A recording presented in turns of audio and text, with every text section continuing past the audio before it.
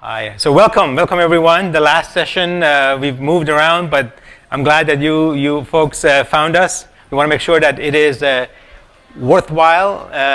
25 minutes together. We want to make it interactive, so feel free to ask questions, or we ask you questions as well. Our topic is about exceeding customer expectations with proactive service. And we both are from ServiceNow, a provider of customer service management software or customer support software, as you call it. And we noticed that in B2C industries, typically we call customer service, and B2B is customer support. And we are delighted to be here and be presenting to you. We are also a partner of Totango, and you heard about the announcement this morning. So we'll talk about how customer success and customer service and support will be working together seamlessly to deliver customer outcomes. I'm Omid Razavi. I'm responsible for product success, a little bit different function than customer success. I'm actually in the product group, and I work with our top customers, making sure that they get value from our product. And together with me is Arnfinn. Arnfinn, yep, hi, and I am the Director of Product Strategy. I've spent virtually my whole career in the services group. I've been mainly focused on knowledge, services transformation, proactive service, automated service, etc. And virtually my whole career at Oracle and Sun. Great. So if you go to the next step, we believe, and I hope you come away, that customer service is a team sport. It's not about an agent working with the customer in isolation. It really takes the whole company to service customer, to be responsive, to be proactive, either on the customer service side or customer success side. And actually what we're going to do, we're going to do a bit of a sort of a role play. I'm on the customer success, it will be customer service, and we'll basically share with you some of our thoughts, what's common between these two practices. Why does it make sense for these two practices to work together? And hopefully you draw some examples of what you see in your world. So we believe customer service is a team sport. Customer success is also a team sport, as you've probably been experiencing in your world. Therefore, we need to work together to maximize customer value and success. And we know that customer service is undergoing tremendous transformation. All these technologies that we hear about, connected devices, IoT, Internet of Things, cloud services, DevOps, AI, and machine learning, and the impact of that on customer service and also on customer success. And then virtual agents and the knowledge center services. These are all technologies that are impacting customer service, customer support. And also, customer success is transforming. We are also being impacted by those technology transformations. Your executives, your CEO are asking, what is the impact of AI in your customer success practice? And so how actually would be influencing it? So we will be talking about those topics as well. So we like to actually introduce a framework, and Arnfinn has actually developed this framework at Oracle, and he made it part of it, and he will explain where you can actually learn more about this framework. Please. And we've actually, now this is part of the Consortium for Services Innovation. And let me just introduce this to you. So on one axis, we have the customer value, and on the other axis, we have time to value. And time to value could be time to perform tasks, time to resolve, time to implement, etc. The longer the time it takes, the lower the value. But it's not just time to value, it's also the customer effort involved in achieving that value. And certainly the more effort that you have to expend, the lower the value you have. And you've heard this throughout the sessions. People have talked about making it effortless, how do we accelerate speed to velocity, etc. So what we're going to do is actually show how we move up this customer value curve. And what we did here for simplicity, time to value and customer effort are on this axis. And so we want to reduce that to move up this value curve. Does it make sense, the model? Anybody has a question about this? Because that's going to be the basis of our next 10, 15 minutes walking through. Yeah. Okay. And as we said, so I'm going to do customer service. Omid's going to do customer success. How many are actually in predominantly customer service here? Service and support. Okay. Okay, about a dozen, maybe 15. Okay. And then how about customer service? I mean, customer success, sorry. Wow. Okay. Okay, twice as many. How many of you work out of the customer success? And customer service, how many of you work closely together, customer service and customer success? Okay, great. Almost half. So we're going to give you a lot more insight into the customer service transformation, and then again how customer success can partner as well as take advantage of that. So lowest on the customer value curve is the reactive support. And so you have here self-service and agent assist. I've surveyed thousands of customers on this reactive. What do they prefer? And they greatly prefer self-service agent assist. And why? Because it's lower time to value, so it's much speedier to do a search, etc. And it's lower customer effort. And this is across the board. And so it wasn't just my surveys that I've done, but industry analysis, they've all said they greatly prefer this.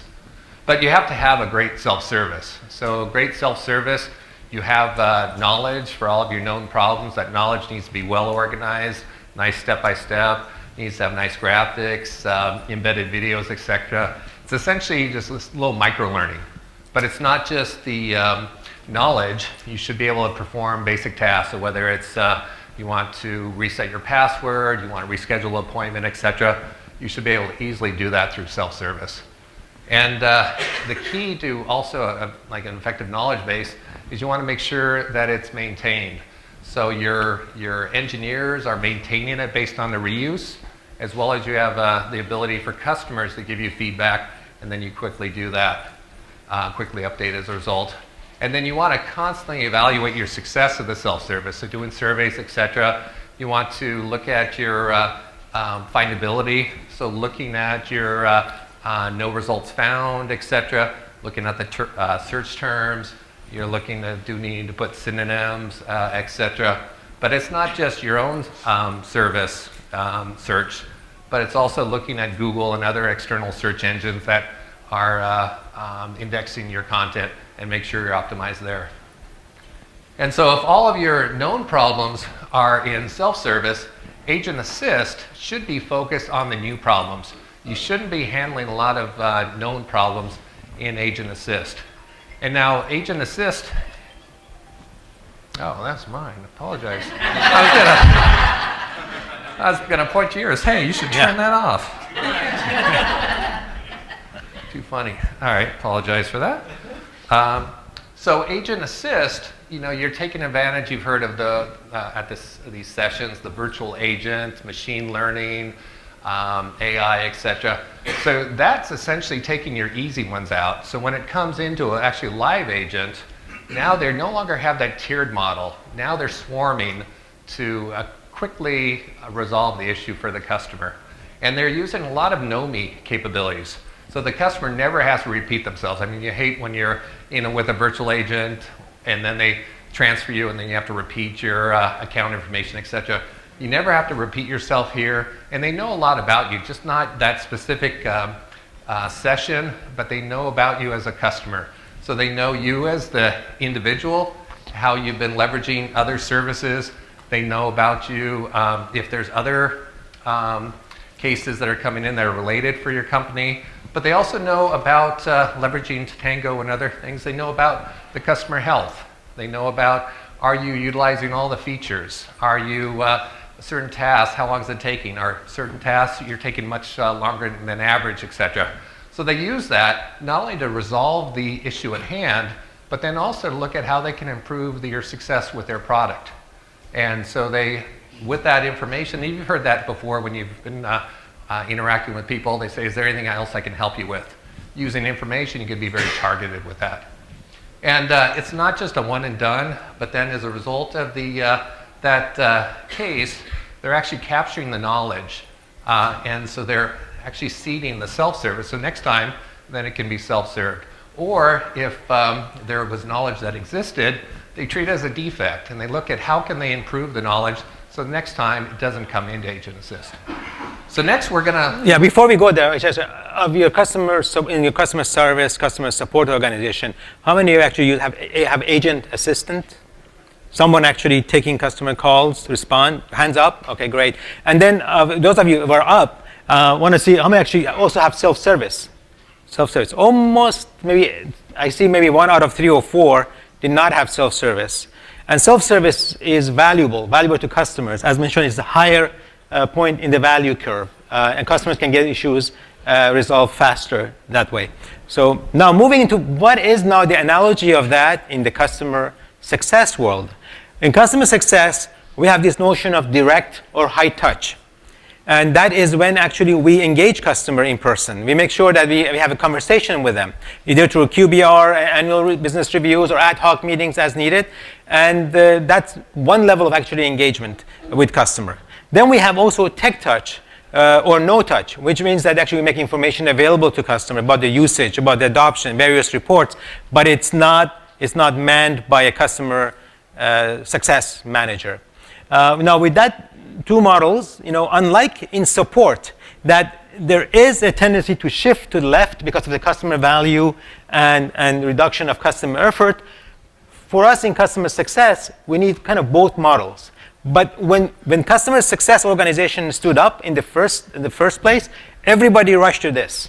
And there were rules of thumb, 10 accounts, $2 million, 100 accounts, $20 million per CSM. But those models start breaking as you grow. And that's where we actually started thinking about tech touch and tiering our customers. Now, how many of you actually have a tiered structure for your customer success operation? Almost everybody. Okay, that's great. Now, keep in mind that even you have tiered, they have direct touch and tech touch. Some conversations better handled by tech touch. And actually, it's not our decision to choose one, because customers want to meet us where they want to, where they are. So if they want to have actually get through the web, they want to get email updates, if they want to, whatever report that they would like, it's really up to them whether they want to actually have a QBR with you. I've seen that a lot of times we think that QBR is very important, but I've seen actually my customer has QBR with 15 other vendors. Now, imagine that, right? So we got to make it valuable for them. Every time that we meet with them with a direct touch, we bring some nuggets of information, some insight, but at the same time, making sure that we have a tech touch in there so that they can actually get going, get understanding of their utilization, their value that they're getting from you.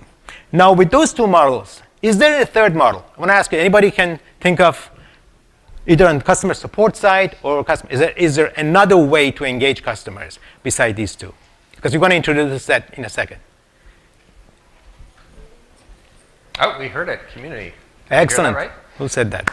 So, and by the way, I forgot to mention that at my prior company, we had 10 times as many issues solved through self-service than we did agent assist. And that's actually a critical measurement also. You want to have a comparative traffic as you're moving up this.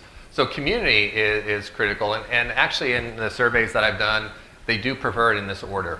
And again, because community is lower level of efforts, higher and quicker time than agent assist, but not as quick as self-service. And community, you really want to leverage your broader community, your customers, your partners, etc. Your employees, your agents, should actually be only solving jumping in and answering threads that aren't being solved by the community. We all give like 12 to 24 hours for the external community to engage first, and only then do we enter in as backup. Because otherwise, it's just like a delayed chat. So you really want to, here in the community, you want to share best practices, resolve issues, etc. And then you want to make sure you are rewarding those community members. You need to make sure you have an effective reward and recognition program. So you've seen the leaderboards, et cetera, but you want to give them trips, a variety of things, so they're very incented. You want to give them the opportunity to network, so it's not just a one and done with a thread, but if they want to engage outside of the community, they can do that. And there's been a tremendous amount of industry research that those who are engaged, if your customers are really engaged in your community, they're much more sticky, much more loyal. So this is critical, and we had, at my prior company, we did quite a bit of analysis. I think we had 7 times as many issues resolved through the community than, again, our agent assist. So you want to look at, again, how you're moving it up. And if it's in the community, you want to make sure that just as you had knowledge as a byproduct of that case and get into self-service, you also want to look at how you get knowledge as a byproduct of that interaction. So you have the question and then response, and typically many responses. For your high-value community threads, you want to take that knowledge and actually get it packaged in a higher value self-service article where it's more step-by-step, et cetera. They can see exactly what product version it applies to. So you're just, again, increasing that value. So let's look at customer success. Yeah, so do your CSMs spend time in community? No? Anyone? They do? Some nods, Okay, yep. yes, all right, there are few, but looks like not as many. You would ask yourself, why not spend time? That's where the customers spend time. I know one reason is that actually communities, a lot of times, it's very technical, right? People who actually go to the community, to various forums, they need help. They could be actually customers who are administrating the systems. They could be some implementers who have questions. They actually help each other with the workarounds, and obviously the product folks are there to see what is working and what is not. But what about us customer service managers? Do we find actually real estate in there that we can actually occupy and have conversations with customers in a sort of one-to-many or many-to-many fashion? Yes? How do you moderate that and ensure that the information that's going up is accurate and valuable? It's a great question. So the question is, how do you moderate the information in the community to make sure that it's accurate? And so what we find is so there's built-in capabilities. So when someone is responding, they're marking whether or not it's correct or helpful. You also get likes, et cetera. If something isn't correct, then you're going to have someone else that jumps in. And then you do have your actually agents who can jump in just to do some validation there. So a combination of things to do that. Question?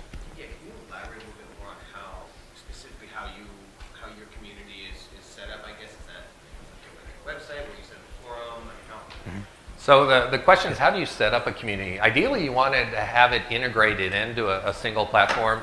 Many times you have a standalone community, which isn't as great. You want to make sure that if they're coming in, that when they're doing the search, they see not only your knowledge articles, but also your community threads. So that otherwise they're having to jump around, and it's again, you're increasing their level of effort. And so ideally, you're having a seamless interaction. And if it turns out that they're not successful in self-service or community, they can quickly escalate to agent assist with all that context. So they never have to repeat themselves. So that's kind of key. Encourage the community to enhance the product. We call it the community intelligence that contributes to competitive insights and the benchmarks. Yes. And other things that have fingerprints from a customer's perspective. Yeah, so community is not just about reporting issues, but actually you ask for ideas from customers. Yeah. How you can make the product better, how to make the service better. You're actually opening yourself up, and which is great, because then that's it. I mean, what do you look for? We look for feedback from customers. So this is a great way of doing that. That's a great point. In fact, community is the ideal platform to solicit ideas, because you can get the ideas in, and then you can get the community voting on that, as well as then you can communicate with them on the status of that idea. So that's typically that functionality in the community. So great point. Yeah. So let's go on. So Yeah. if this is, how do we move up this value curve? So ideally, rather than the customer having to initiate that, you actually have, you're automating that issue. So this is where, and particularly in this, the connected world, where you're monitoring all of the various services, et cetera, you have rules set up for identifying certain faults. You have automatic failover. You have other tasks that might be generated, as an example, for remediation. So a variety of things. You might have other rules too, that if you have a certain, you might have certain SLAs. So if there's a given event, then you might be notifying the customer, maybe giving them a discount, et cetera. I think a great example, a friend of mine just had with Amazon. He was watching a movie with his daughter and paying the $4.99 for the movie. They were watching it, and then they had a little disruption of service. So it was flickering in and out for a few seconds, and then it went on. They thought nothing of it. And about 20 minutes later, on his smartphone, he gets a notification from Amazon apologizing for that disruption of service and crediting him the $4.99 for the movie. So that's kind of an example of issue automation. He did not have to report that disruption. He didn't have to ask for a refund. It just automatically happened. And as those experiences happen in the consumer world, they're going to be, those expectations are going to be put upon you in your support. So it's very, very important. In fact, we do with my role, we're always looking at what's the latest in the consumer world and how they're moving up that, because again, that's the expectations that your customers are establishing. So before you change, what would be the corresponding innovation in customer success in this area? Right. I mean, up to now, we talked about basically 3 different channels of communication, and we said that customers actually want to meet us where they like to be, either through a direct touch, tech touch, as much we attempt to segment and partition and so forth, but customers would meet one of these places. That's great. Now we found some solutions. Let's say some things that we want to put forward in the customer journey map. Let's say, for example, for onboarding. Right? Now, onboarding, we can have conversation with each customer at any given time about their onboarding path, but we can also automate that. So that speaks to what we have here, success automation, if you could click through it. And success automation, I think tools like Totangos, they with the success center and allowing you to actually define the processes for different stages of customer journey. Now, an example that was very compelling, that Arnfinn gave, was very compelling about Amazon. An example that I can think of in customer success was that there was this vendor actually that made their software available to customers, and the customer renewals were happening every year. And they realized after studying over the years that customers that actually onboarded effectively in the first few months, they had a greater chance of actually renewing. So there was a correlation between effective onboarding, expedited onboarding, and the renewal. And now they had an onboarding program, but they realized that some customers actually, for a variety of reasons, I mean, they signed a contract, but they were not ready. The first month of the license contract was just, they were silent. So that's when they realized actually to go in and actually even they reset the 3 months from a month later.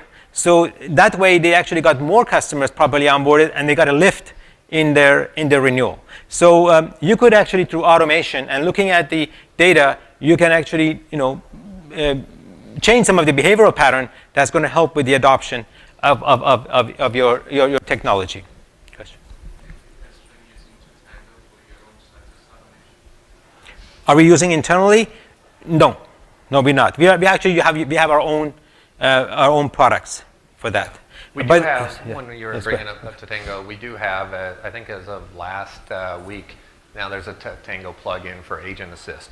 So giving the agent that insight that I described about the health, et cetera. And that's a great partnership with customer success on what is the data that you want to give them in order to, again, not just solve that problem, but help in the customer success. Yeah.